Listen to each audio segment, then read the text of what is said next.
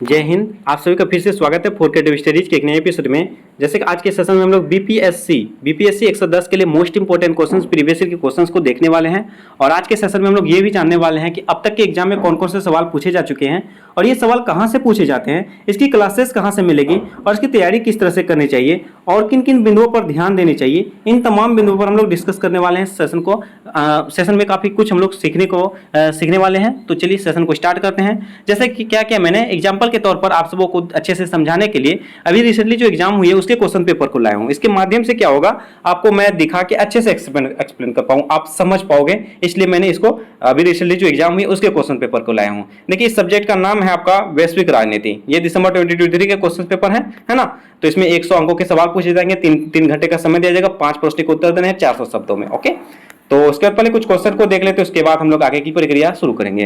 कहा जाता है पहला क्वेश्चन, वैश्वीकरण और संप्रभुता के बीच संबंधों की जांच कीजिए। देखिए वैश्वीकरण से संबंधित सवाल पूछे जाएंगे क्योंकि आपका सब्जेक्ट नेम ही है वैश्वीकरण से संबंधित, है ना, वैश्विक। उसके बाद इसे सवाल पूछे जाते हैं, तो इसको आप देख लीजिएगा, काफी इंपॉर्टेंट है और इसको 100% आप देख लीजिएगा। वैश्वीकरण से संबंधित जितने भी आपका टॉपिक है ना उनको कवर जरूर कीजिएगा, उससे संबंधित सवाल पूछे जाते हैं।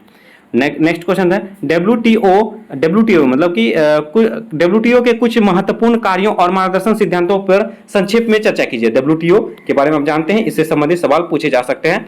नेक्स्ट क्वेश्चन कहा जाता है निम्नलिखित में से 200 शब्दों में संक्षिप्त करना है, वाणिज्यवाद और नव उदारवाद। ओके, और वैश्विक अर्थव्यवस्था में टीएनसी की भूमिका की चर्चा कीजिए या वर्णन कीजिए। ओके, और नेक्स्ट क्वेश्चन कहा जाता है 200 शब्दों में, फिर कहा जाता है वैश्वीकरण का सांस्कृतिक आयाम। मैंने क्या बताया था, वैश्वीकरण से संबंधित सवाल पूछे जाते हैं। और पर्यावरण सुरक्षा अधिकार, है ना, पर्यावरण सुरक्षा अधिकार, ये भी सवाल पूछे जाते हैं। देखिए आप वैश्वीकरण से संबंधित और चैप्टर नंबर फर्स्ट उनको कम से कम उतना जरूर अच्छे से कवर कीजिएगा। चैप्टर नंबर फर्स्ट से होता है क्या, आप उसको कवर करोगे ना तो आप एग्जाम हॉल में बैठे नहीं रहोगे, उससे रिलेट करके उससे अच्छे अपने माइंड से भी बना के कुछ ना कुछ लिखते रहोगे, है ना। तो आप चैप्टर नंबर फर्स्ट अच्छे से देख लीजिएगा। और आगे हम लोग ये भी बताते हैं कि और कहां से क्वेश्चन पूछे जा सकते हैं। कहा जाता है प्राकृतिक पर्यावरण के संरक्षण में चिंता की प्रमुख क्षेत्र क्या है, यानी पर्यावरण से क्षेत्र से लगभग सवाल पूछे जाते हैं ना, तो आप उनको जरूर कवर कीजिएगा मेरे दोस्त, है ना। तो पर्यावरण से संबंधित सवाल पूछे जा रहे हैं। ओके, उसके बाद नेक्स्ट क्वेश्चन कहा जाता है 200 शब्दों में गैर पारंपरिक सुरक्षा और भारत और शरणार्थियों पर अंतर्राष्ट्रीय कन्वेंशन, वैश्विक सामाजिक आंदोलन की विशेषताओं का वर्णन कीजिए। ये वैश्विक सामाजिक आंदोलन की क्या क्या विशेषताएं हैं इसके बारे में पूछे जा सकते हैं। इसमें क्या महत्व देखने को मिलेगा, ये सब भी आप इससे रिलेट करके जितने भी सवाल देखने को मिलेगा उसको आप कवर कर लीजिएगा। तो उससे संबंधित सवाल पूछे जाते हैं, है ना। तो ये 8 सवाल पूछे जाते हैं, 8 में से किन्हीं 5 प्रश्न के उत्तर देने होते हैं। आप आसानी से दे पाओगे अगर पढ़ोगे तो, है ना। और भी कुछ क्वेश्चन को देख लेते हैं। उससे पहले हम लोग ये भी बता दें कि आप ये सवाल देखने के साथ साथ आप जो है ना, मैंने एक सेशन अपलोड कर रखा है बीपीएससी 110 के लिए, जिसपे मैंने पूरा सिलेबस का सिर्फ इंपॉर्टेंट क्वेश्चन बताया है। अगर उनमें से सारे के सवाल लगभग 20 सवाल बताए हैं, अगर उसको कवर कर लेते हैं ना, आपको कहीं जाने की दिक्कत जरूरत नहीं है। और आपको जो ये और नया अपडेट क्या होगा आपके लिए, अभी जो आप असाइनमेंट सबमिट करके असाइनमेंट बना के दियो ना अपने सेशन के लिए, उस सेशन के जितने सवाल हैं उनको आप अच्छे से कवर कर लीजिएगा। तो उससे संबंधित लगभग एक सवाल, कम से कम एक सवाल तो हर सब्जेक्ट में देखने को मिलता है। आप देख लोगे, इससे पहले भी आप अगर एग्जाम दिए हैं दिए ही होंगे, इतना दूर तक आ चुके हो तो आपको जरूर मिला होगा। तो उससे भी सवाल पूछे जाते हैं, हर बार पूछे जाते हैं, उनको आप इग्नोर मत कीजिए, है ना, उसको आप कवर कीजिए। और हम लोग कुछ और क्वेश्चन को देख लेते हैं, उसके बाद हम लोग सेशन कंप्लीट हो जाएगा। देखिए वही सेम है ना, वैश्विक राजनीति 100 अंकों का 3 घंटे में, है ना, सेम वही है।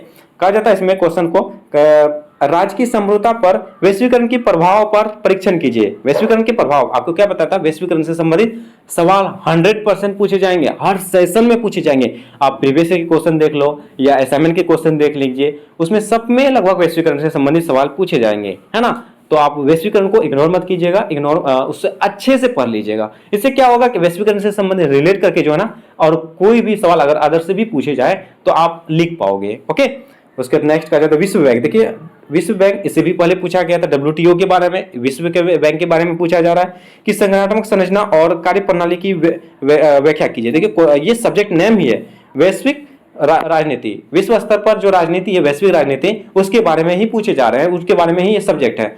तो इससे सवाल पूछे जाएंगे, डब्ल्यूटीओ, विश्व बैंक, इससे संबंधित यही सब तो मेन है, तो इससे संबंधित सवाल पूछे जाते हैं। फिर टीएनसी है ना, इससे पहले टीएनसी भी पूछा गया था, ये टीएनसी क्या है, और वैश्विक अर्थव्यवस्था में इनकी भूमिका की चर्चा कीजिए, जांच कीजिए, ठीक है। और नेक्स्ट क्वेश्चन कहा जाता है पर्यावरण के संरक्षण की दिशा में संयुक्त राष्ट्र द्वारा क्या प्रयास किए गए हैं, इसके बारे में भी पूछे जा रहे हैं। पर्यावरण से संबंधित सवाल देखने को मिल रहा है, 100 हर बार देखने को मिलेगा, और आपके सिलेबस में भी है, तो आप उसको अच्छे से कवर कर लीजिए। खंड 2 में कहा जाता है, इस पे भी दो सवालों के WTO और भारत। WTO भारत, अभी देखो इसमें काफी इंपॉर्टेंट है, ये आपका सिविल सर्विसेज के सिलेबस में भी दिया गया है, इससे सवाल हर बार पूछे जाएंगे, है ना, मतलब आपके एग्जाम में भी पूछे जा सकते हैं, इसको देख लीजिएगा, ऑलरेडी एक बार पूछे जा चुके हैं। नवोदारवाद इससे पहले वाले सेशन में भी पूछा गया था, है ना, तो ये आपके लिए कीवर्ड है। नेक्स्ट का आंसर कहा जाता है मानव सुरक्षा की अवधारणा को स्पष्ट कीजिए, यह पारंपरिक सुरक्षा से किस प्रकार भिन्न है। और फिर अप्रसार संधि, पर्यावरण सुरक्षा फिर से पूछा गया है।